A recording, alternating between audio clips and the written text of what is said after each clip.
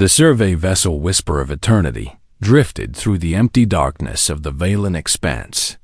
And Ambassador Thilla stood at the bridge watching the stars pass by like tiny diamonds scattered across black velvet. She was a Veluxi, a being made of living crystal that sparkled with soft blue light whenever she moved. And she had spent 300 years serving the Galactic Concord as their finest diplomat. Her body was fragile by most standards, built for a world where gravity barely pulled at all. Where the air was thin and cold and peaceful, the Valen expanse had been unexplored territory for centuries. And 17 different species had been arguing about who would get to claim its resources first. Thilla had been sent to survey the region and file a DO report that would help the Concord decide how to divide up the unclaimed space. It was supposed to be a simple mission, a quiet journey through empty space with nothing to discover except rocks and dust and the occasional interesting asteroid. But then the sensors began to scream. Ambassador, her second-in-command, called out, his voice trembling with something Thilla had never heard from him before. We are detecting a vessel of unknown origin, approximately 3,000 kilometers ahead. Voss was a Krath, an amphibian creature with smooth green skin and large golden eyes that could see in almost complete darkness. He had served on dozens of survey missions and had encountered pirates, predators, and cosmic anomalies without ever losing his composure, but right now his hands were shaking as he worked the sensor controls. Thilla moved toward the main view screen, her crystalline body making soft chiming sounds with each step. Show me, she commanded. The image that appeared made her stop breathing. The ship was unlike anything in the Concord database. It was angular and harsh, built with sharp edges and flat surfaces that seemed designed to intimidate rather than to fly efficiently through space. The hull was covered in thick metal plating, layer upon layer of armor that looked like it could withstand direct weapons fire. No civilized species armored their ships like this. There was nothing in the void dangerous enough to require such protection. Nothing that would attack a vessel traveling peacefully between stars. What is that? Thilla whispered. And she felt her crystal hearts beating faster in her chest. Voss pulled up every scanner they had, running analysis after analysis. But the computer kept returning the same confused results. The ship appears to be made primarily of iron and titanium alloys, he reported, with additional layers of what seems to be ceramic composite material designed to absorb energy weapon impacts. Energy weapons, Thilla repeated. Who would they expect to fight out here in empty space? Ambassador, there's writing on the hull, and our linguistic systems are attempting translation now. The main screen flickered as the computer processed the strange symbols painted in white. Against the dark metal hull, Thilla watched the translation scroll across her display, and each word made her feel colder than the void outside. HFY Strongfirst Fleet, Earth. Voss said the word like it was a curse. I know that name from somewhere. He began searching through the Concord planetary database, his webbed fingers moving frantically across the control surface. Thilla knew the name too, though she wished she did not. Every species in the Concord had heard stories about the Sol system, about the planet third from its star where something had gone terribly wrong with evolution. Probes had been sent there centuries ago, automated vessels designed to catalog new worlds and assess them for potential contact. None of them had ever returned. I found it, Voss announced, and his voice had dropped to barely a whisper. Earth, third planet of the Sol system. Classification pending due to insufficient data. Why pending? Thilla asked, though part of her already knew the answer. Because every probe we sent was destroyed before it could complete its survey.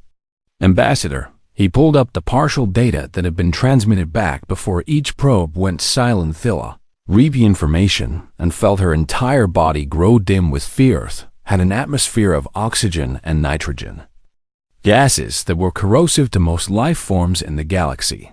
The planet had an axial tilt but caused extreme seasonal changes, meaning any life there would have to survive massive temperature swings every single year. The surface was covered in active tectonic plates that caused earthquakes and volcanic eruptions.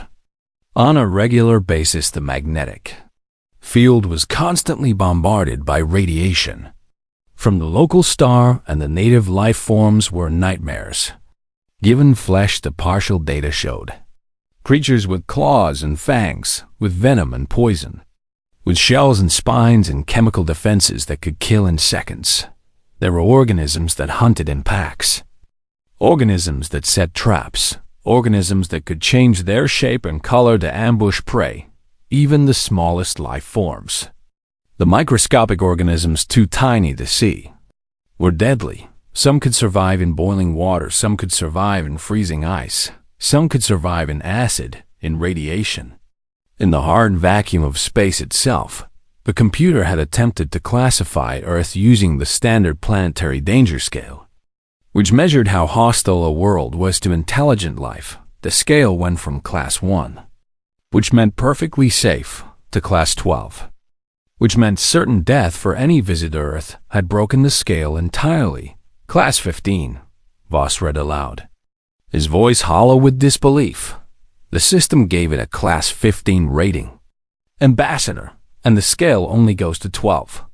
Phyllis stared at the unknown ship floating in the darkness. Ahead of them, somewhere on that armored vessel, were creatures that had evolved on a world so dangerous that the Concord had invented a new category just to describe it: creatures that had survived everything their planet could throw at them and had still found a way to reach for the stars. Creatures that had arrived at the Valen expanse before any other species, despite Earth being further away than any Concord outpost. How is this possible? Phyllis said. The nearest Concord colony is 300 light-years closer to this region than Earth is. Voss checked and rechecked his calculations, but the numbers did not change. They should not be here, he agreed, based on their level of technology and the distance involved. This ship should have taken centuries to reach this location. Then how? I do not know, Ambassador, but I am receiving a transmission from their vessel. Phila braced herself as the communication system activated.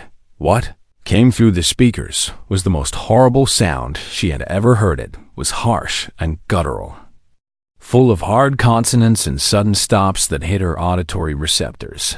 Like physical blows, 3 of her crew members collapsed immediately.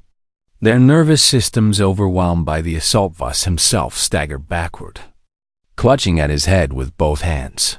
What is that? Someone screamed from the back of the bridge. Athila forced herself to remain standing, though every part of her crystal body vibrated with pain.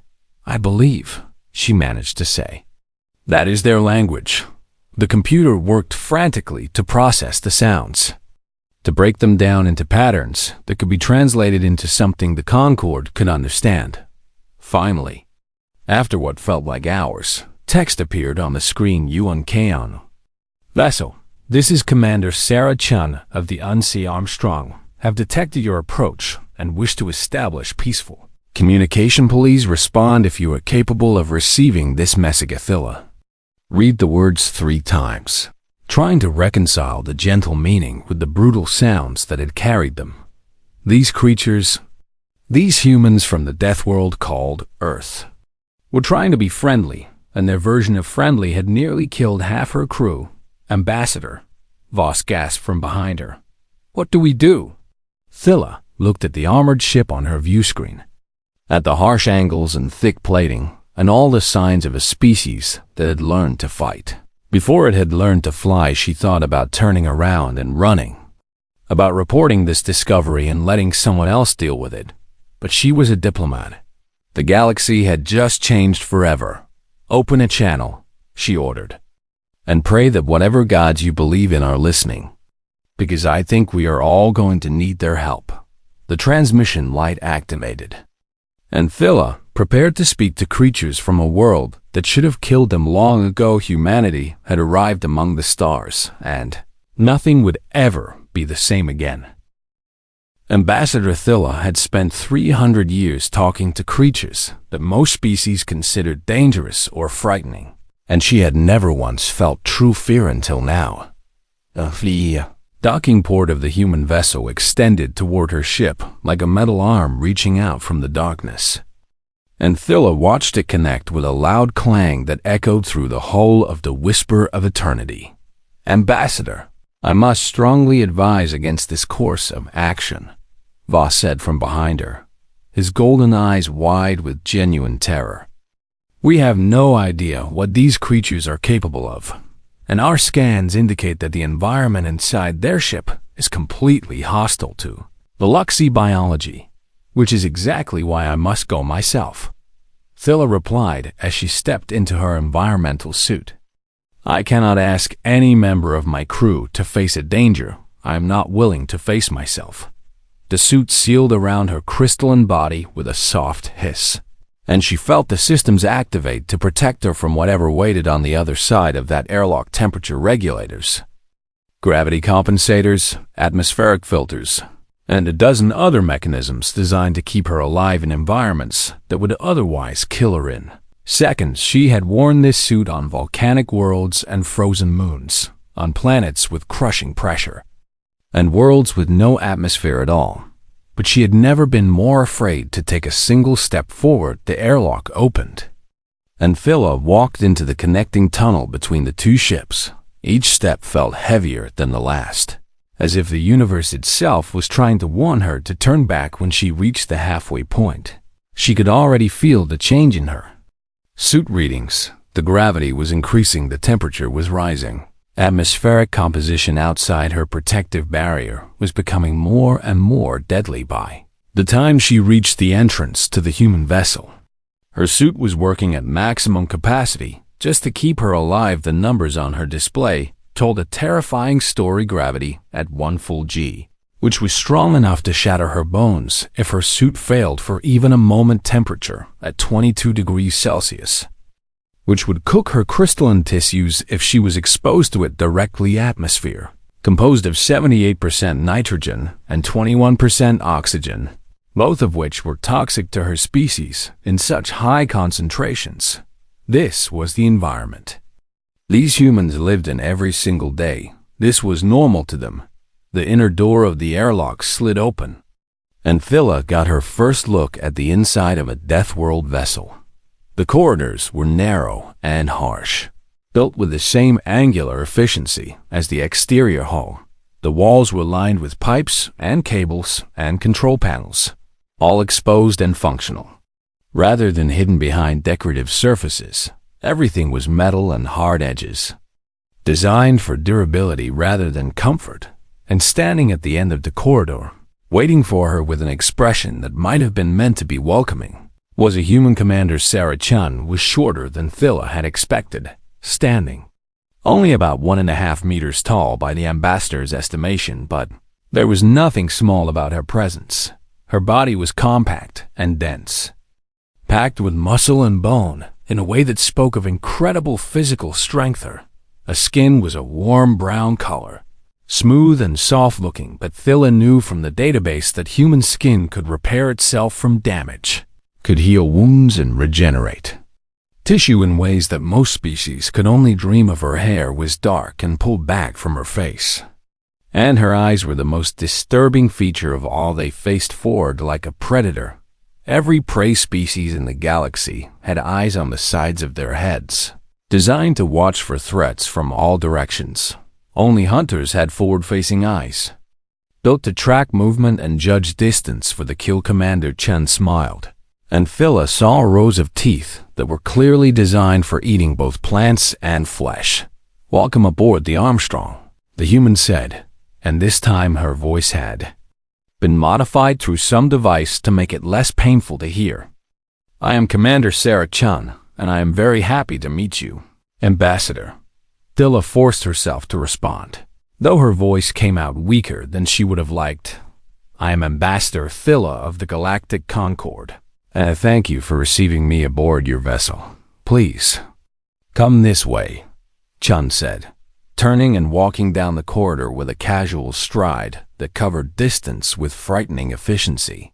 I will give you a tour and answer any questions you might have.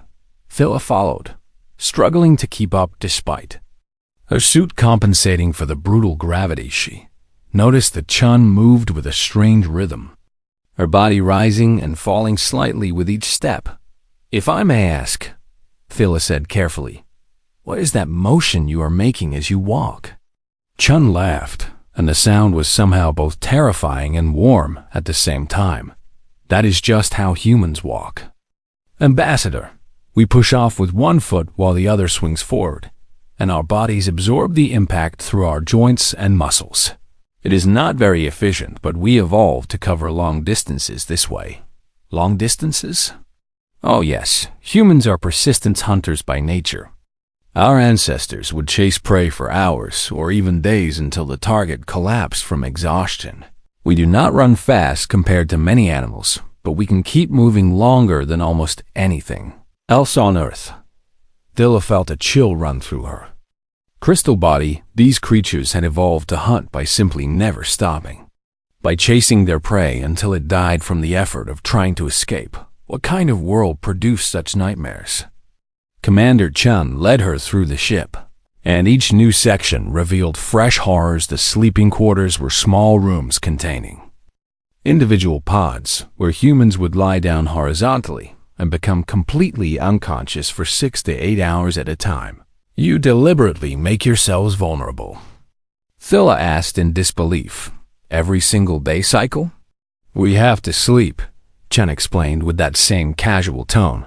Our brains need time to process information and repair themselves. If we do not sleep, we eventually go insane and then die. And this happens to all humans? Every single one. We spend about a third of our lives unconscious and hallucinating. Hallucinating? We call them dreams. Our brains create entire false realities while we sleep. Sometimes they are pleasant, and sometimes they are terrifying. But we experience them as if they were completely real. Phila had to stop walking for a moment to process this information. An entire species that deliberately rendered itself helpless every day, experiencing false realities created by their own minds, and they had still survived to reach the stars.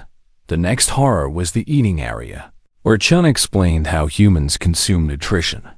We eat the dead tissue of other organisms, she said, as if this was completely normal.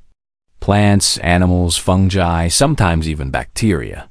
We put the material in our mouths and chew it with our teeth to break it down.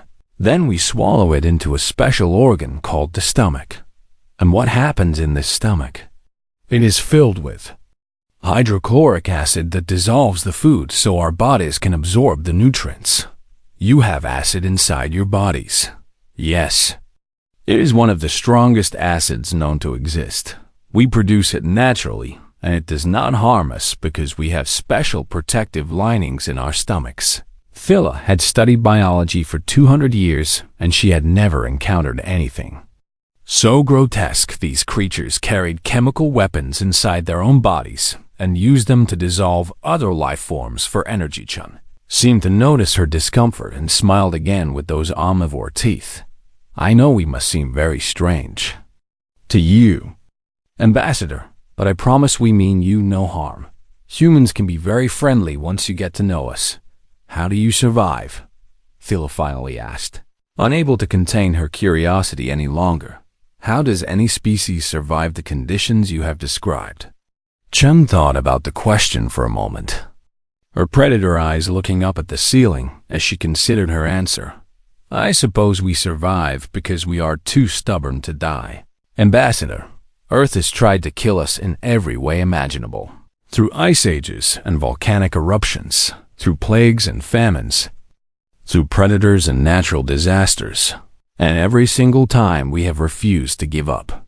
She looked directly at Phila, and there was something in her eyes that was not threatening at all. It was pride. We are not the fastest or the strongest, or the most dangerous creatures on our world. But we are the most determined. We adapt, we learn, we overcome, and we never, ever stop moving forward. Phila stood in the corridor of the human ship, surrounded by evidence of a species that should not exist, and she felt something she had. Not expected, she felt impressed. These humans were monsters by any reasonable definition.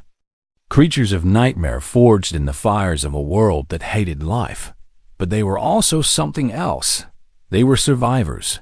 And as Thilla followed Commander Chun deeper into the vessel, she began to wonder what else these impossible beings might be capable if. She had come here expecting to find enemies, but perhaps, just perhaps, she had found something far more dangerous. She had found potential allies. The tour continued through the human vessel, and Ambassador Thilla found herself recording everything with her suit sensors, because she knew nobody would believe her report without evidence. Commander Chun led her into a large open room filled with strange equipment, and Thilla watched in confusion as a dozen humans engaged in what appeared to be some form of self-torture. One man was lifting a heavy metal bar loaded with weighted discs, straining with visible effort as sweat poured down his face. A woman was running on a moving surface that kept her in place no matter how fast she moved. Another group was striking padded targets with their fists and feet, throwing their bodies at the equipment with tremendous force. What is happening here? Thilla asked, genuinely disturbed by what she was witnessing. Are these humans being punished for some crime? Chun laughed again. That strange sound that seemed to mean both amusement and warmth at the same time. No, Ambassador. This is the gymnasium. These crew members are exercising. Exercising? They are deliberately damaging their muscles and bones through physical stress. Thilla watched the man with the weighted bar complete another lift. His face twisted with effort, and then set the weight down with a loud crash. Why would anyone deliberately damage themselves? Because when the damage heals, the muscles grow back stronger, Chun explained. Human bodies adapt to stress by becoming more capable of handling that stress. If we lift heavy things, our muscles grow larger. If we run long distances, our hearts become more efficient. If we expose our bones to impact, they become denser. Your species improves itself through self-inflicted injury. That is one way to describe it. Yes. Thilla watched a woman complete what Chun called push-ups, lowering her entire body to the floor and then pushing herself back up using only her arms, over and over again until her limbs were trembling with exhaustion, and then she stood up and smiled as if she had just accomplished something wonderful. These creatures were insane. They had to be no rational species would voluntarily cause themselves pain in the hope of becoming slightly stronger. But as Thilla looked around the gymnasium, she noticed something else. Every human in this room was strong. Their bodies were dense with muscle, built for power and endurance in ways that the Veluxi could never achieve. This madness was working. Come, Chun said, gesturing toward another corridor. Let me show you our medical bay. The medical section of the ship was even more disturbing than the gymnasium. Thilla saw cabinets filled with chemicals that humans apparently injected directly into their bodies to fight disease. She saw tools designed for cutting through flesh and bone to repair damage from the inside. She saw images on the walls showing human anatomy in precise detail, revealing just how complex and redundant their biological systems truly were. Humans have 2 kidneys, 2 lungs, 2 eyes, 2 ears, Chun said, pointing to the diagrams. We can lose one of many of our organs and continue to function. And many parts of our bodies can heal themselves over time. Even severe injuries, we can recover from broken bones, torn muscles, deep cuts, and burns.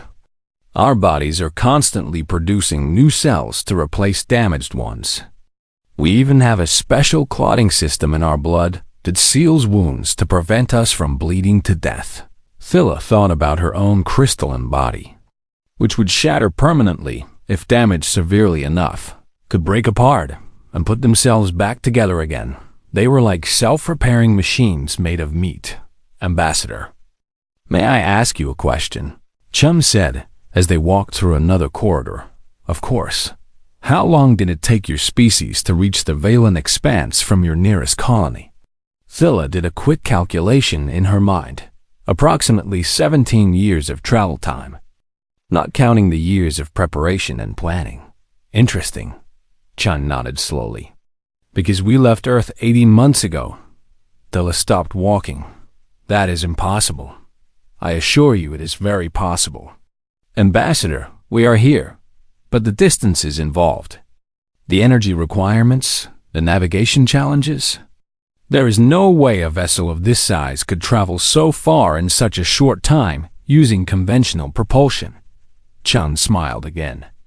And this time, there was something in her expression that looked like mischief. "Who said anything about conventional propulsion?" She led Thilla to a window that looked out at the stars, then pulled up a holographic display showing the Armstrong's journey from Earth to the Valen expanse. "Your ships slow down when approaching gravitational anomalies," Chun explained, tracing the route with her finger. "Black holes, neutron stars, dense planetary bodies. You treat them as obstacles to be avoided, because the tidal forces would tear any vessel apart," Tilla said. "The differential in gravitational pull between one side of a ship and the other would be extremely unpleasant." "Yes," Chun interrupted, "but not necessarily fatal. Not if the ship is built strong enough, and not if the crew is tough enough to survive the stress." Thilla looked at the route on the display and felt her crystalline hearts freeze. In her chest, the Armstrong had not avoided gravitational anomalies at all. It had flown directly toward them. "We call it the slingshot maneuver," Chun continued. "We accelerate toward a massive object, let its gravity grab us, whip around it at tremendous speed, and then shoot out the other side going faster than we could ever achieve with engines alone. But the compression forces, the radiation exposure, the crew, we lose about 2% of our people on a bad run," Chun said quietly. And for the first time, her voice carried something that might have been sadness. "Sometimes more. The forces are brutal, and not everyone survives them. And you accept this?" "We accept that some things are worth dying for. Ambassador, reaching the stars, expanding our species, giving our children a future beyond our home world. These things matter more than any individual life." Thilla stared at the human commander, trying to understand the psychology that was completely alien to her Concord species, valued individual lives above almost everything else. They built their societies around protecting each member, minimizing risk, ensuring survival. Humans apparently valued their goals more than their own existence. They were willing to die not because they had to, but because they had decided the destination was worth the cost. "How many crew members did you lose on the journey here?" Thilla asked. 11, Chun replied. "Out of 217. We held a memorial service for each one. And the others, how did they react?" "They volunteered for the next dangerous mission." Thilla tried to process this information and found that she simply could not understand it. These humans had watched their friends and colleagues die from the stresses of their impossible journey, and their response had been to step forward for more. "Commander, I must ask, does your species have some form of mental deficiency that prevents you from understanding danger?"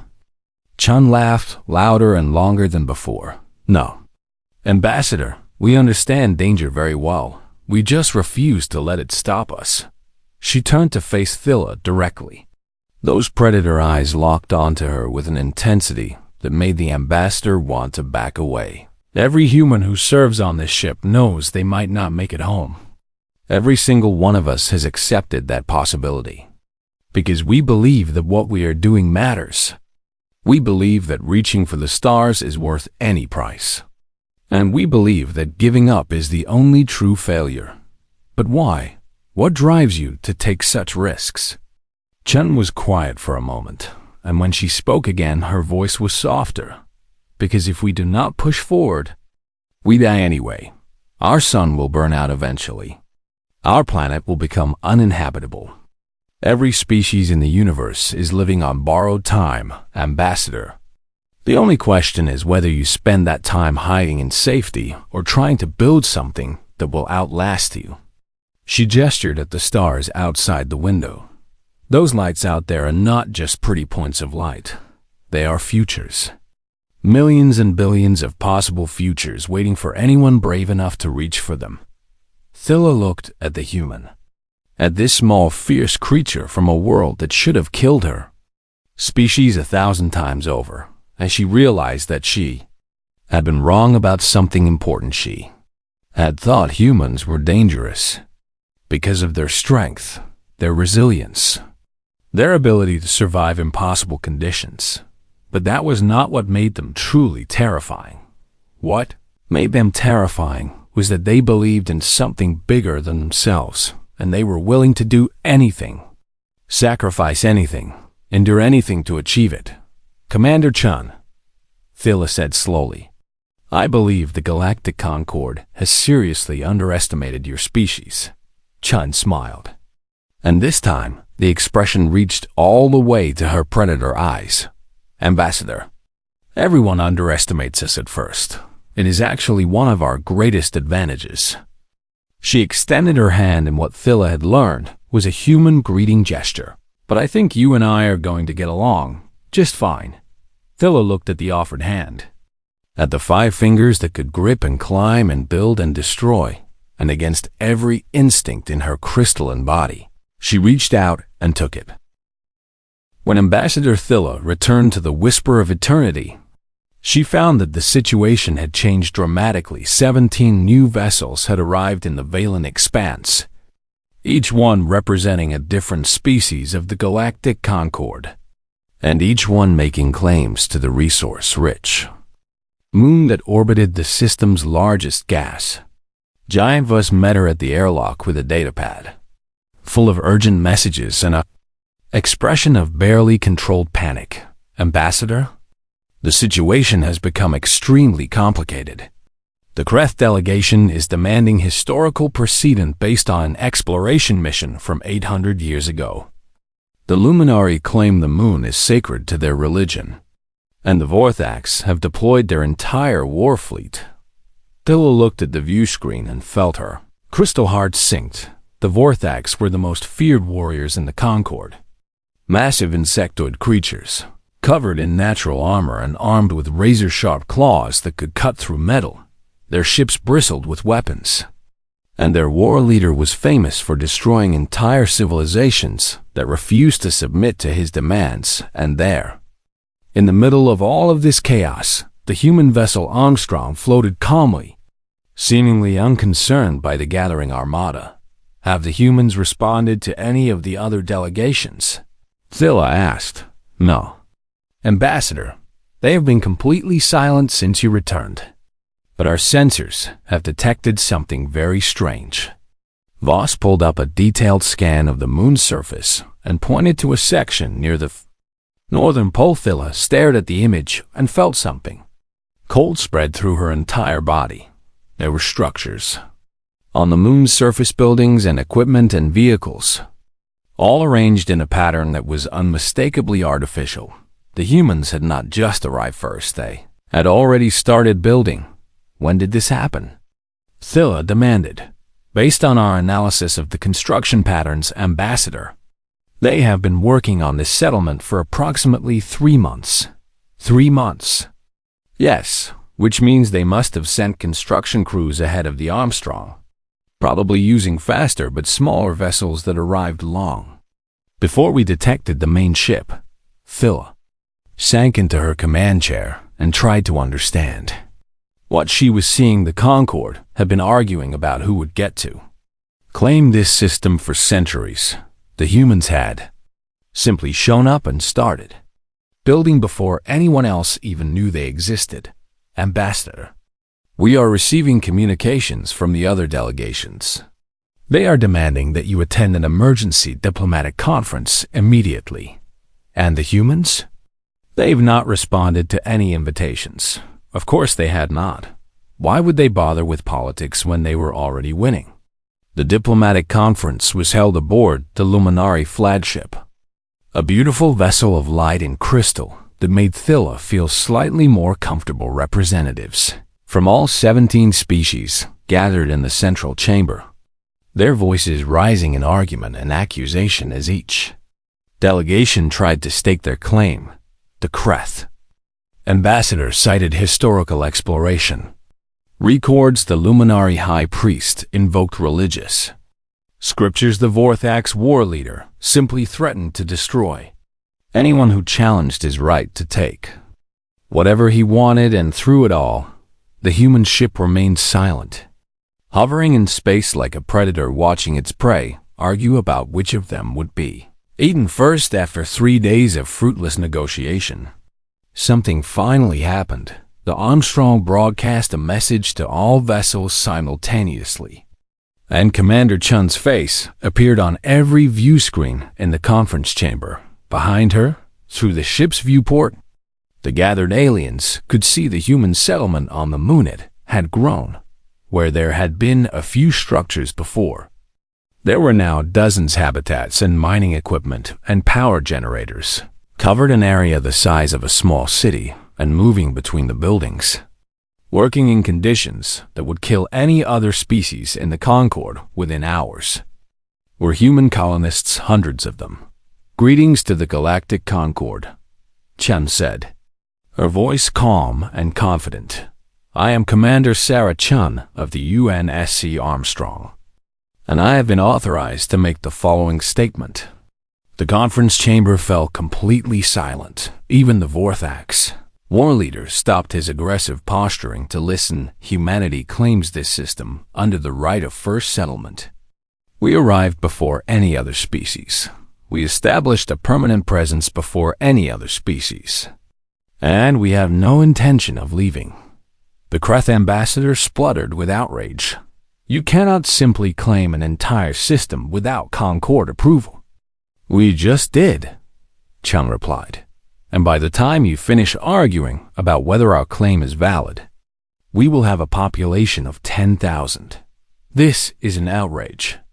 The Luminari High Priest hissed. This moon is sacred to our people. Then you should have gotten here first. The Vorthax war leader pushed his way to the front of the chamber, his massive form towering over the other delegates. I do not recognize human authority, he growled.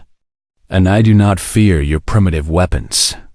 Surrender the system to me now, or I will take it by force and slaughter every one of your colonists.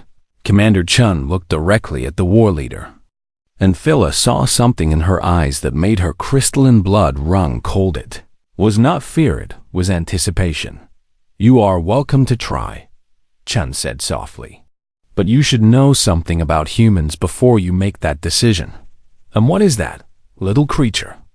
We have been fighting each other for our entire evolutionary history. We have waged wars that lasted generations, developed weapons capable of destroying entire cities, killed billions of our own kind in conflicts over land and resources and ideology. She leaned forward, her predator eyes fixed on the Vorthax war leader. Your little fleet does not scare us, war leader. It excites us. The chamber erupted in chaos. Several delegates began shouting at once, some demanding that the humans be punished for their arrogance, others urging caution in the face of such obvious insanity.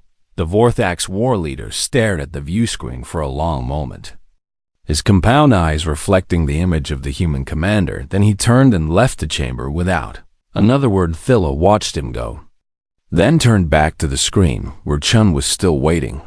Commander, may I speak with you privately? Of course, Ambassador. I have been hoping we could talk, the other delegates protested. But Thilla ignored them as she established a secure channel between the Whisper of Eternity and the Armstrong. Commander Chun, I must ask, were you bluffing just now? About what specifically? About wanting the Vorthax to attack you. Chun was quiet for a moment, and when she spoke again, her voice was thoughtful. Ambassador, I am going to tell you something that very few non-humans know about our species. Please, humans are pack hunters by nature. We evolved to work together in groups against threats larger and stronger than ourselves. And there is nothing that unites a human group faster than a common enemy. She gestured at something off-screen, and an image appeared showing human history. Wars and conflicts spanning thousands of years. When we fight each other, we are capable of terrible things. We have destroyed civilizations and wiped out populations and committed atrocities that shame us to this day. But when we have an external threat, something outside our species that we can all agree is an enemy, we become something else entirely.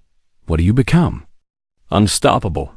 Chun leaned back in her chair, her expression serious now. The Vorthax have been the dominant military power in this region of space for a long time, and they are used to other species backing down when threatened. But humans do not back down, Ambassador. We have never backed down from anything in our entire history. Even when you should? Especially when we should. It is one of our greatest strengths and our greatest weaknesses. Thilla considered this information carefully. You wanted the Vorthax to threaten you, didn't you? I wanted the Concord to see what happens when someone threatens humanity. The war leader's ships are still in sensor range. He has not jumped away yet. You think he is reconsidering his position? I think he is very carefully calculating whether attacking us would be worth the cost. And I think he's realizing that the cost would be much higher than he originally assumed. Because you would fight back? Because we would never stop fighting back, Ambassador. The Vorthax might destroy our settlement. They might kill our colonists. They might even destroy this ship. But they would never destroy all of us, and we would spend the rest of eternity making them regret their decision. Chun smiled. And this time, it was not a friendly expression. That is what the war leader is thinking about right now. And that is why he is going to decide that this system is not worth the trouble. 16 hours later, the Vorthax fleet withdrew from the violent expanse. They did not explain their decision. They did not acknowledge the humans or the Concord. They simply left, and in the conference chamber, 17 species watched in stunned silence as the most feared military power in the region retreated from a single ship crewed by creatures. From a Class 15 Deathworld, Ambassador Thilla returned to the Whisper of Eternity and began composing a report that she knew would change the Galactic Concord forever. Humanity had arrived among the stars, and they were not asking permission to stay. 1 year had passed since the standoff in the Valen Expanse, and the human colony had grown beyond anything Ambassador Thilla could have imagined. She stood on the observation deck of the settlement's central hub, watching through reinforced windows as human workers moved across the surface of the moon in environmental suits that seemed far too thin for the conditions outside. The temperature out there was 40 degrees below zero. The radiation levels would have killed a Veloxy in minutes. The gravity was 3 times higher than what Thilla could have survived without assistance, and the humans were laughing and joking as they worked, their voices crackling through the communication channels like this was all perfectly normal, because for them, it was. Governor Sarah Chun stood beside her, holding a glass of something amber-colored that she had called whiskey. Thilla had learned that this was a drink made by fermenting grain and then aging it in wooden containers, creating a mild neurotoxin the humans consumed recreationally to alter their mental state. Everything about these creatures was impossible. Everything about them was wonderful. You seem thoughtful, Ambassador, Chun said, taking a sip of her poison drink. Is something troubling you?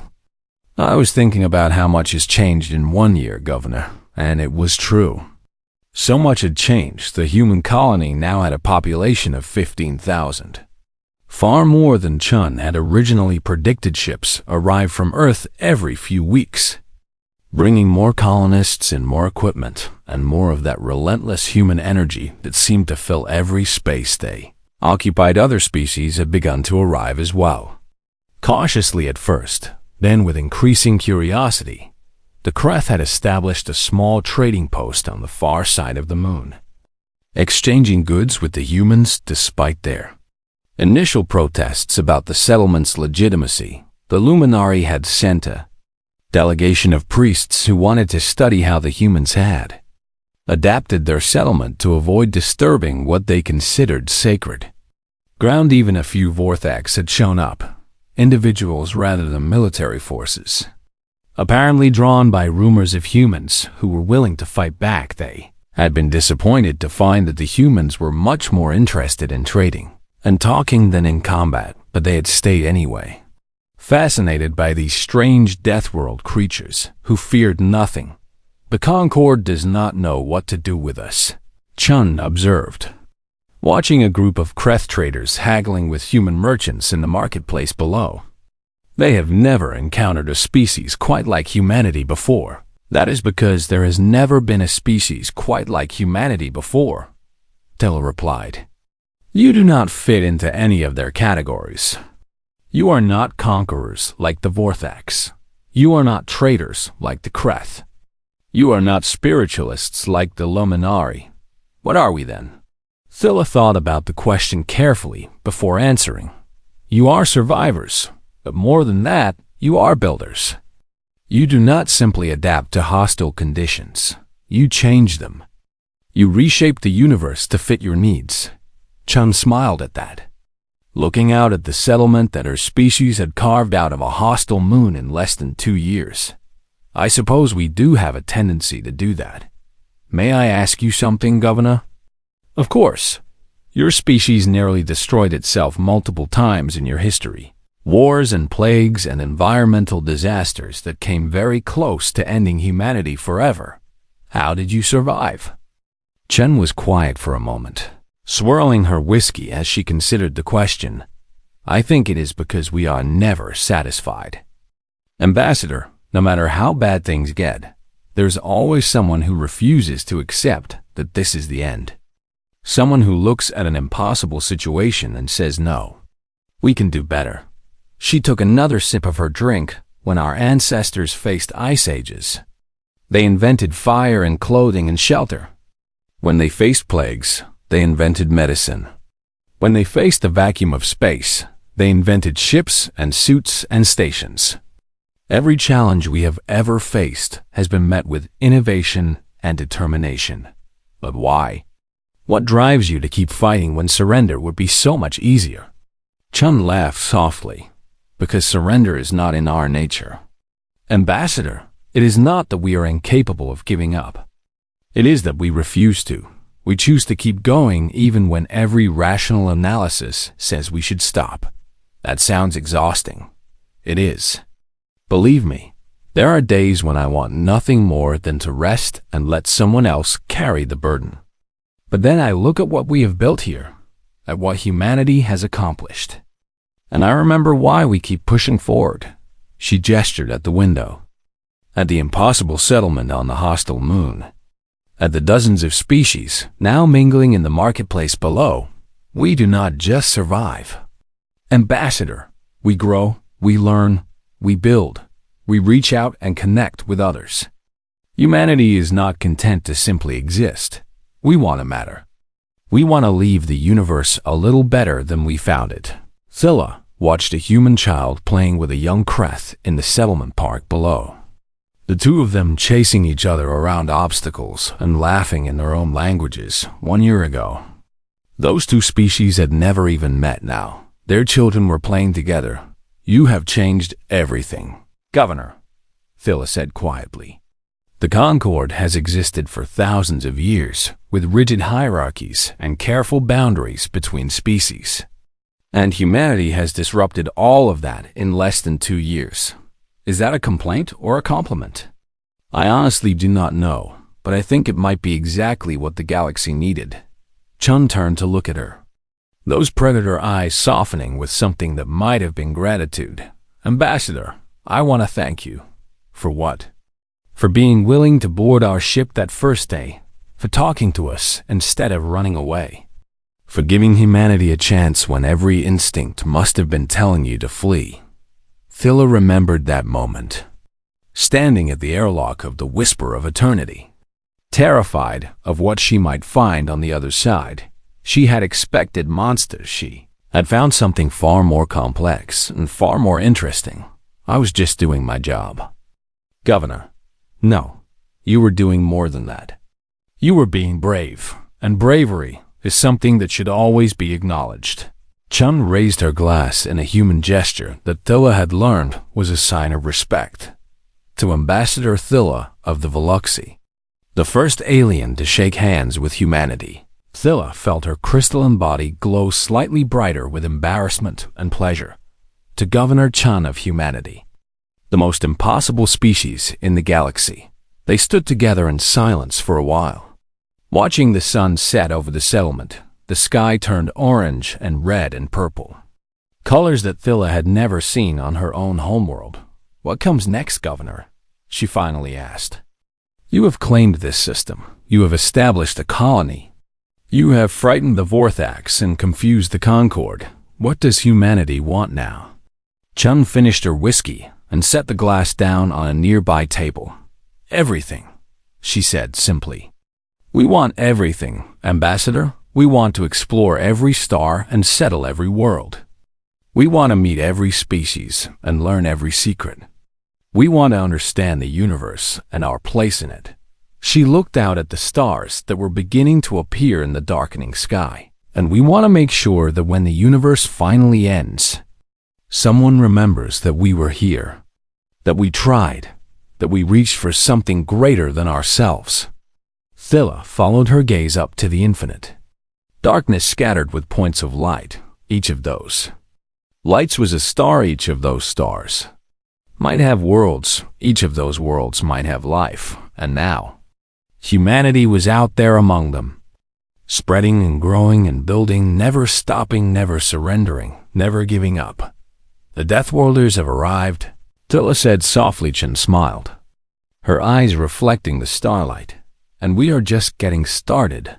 Far below, in the settlement marketplace, a human merchant was teaching a Kreth trader how to play a card game while a Luminari priest watched in fascination on the landing pad.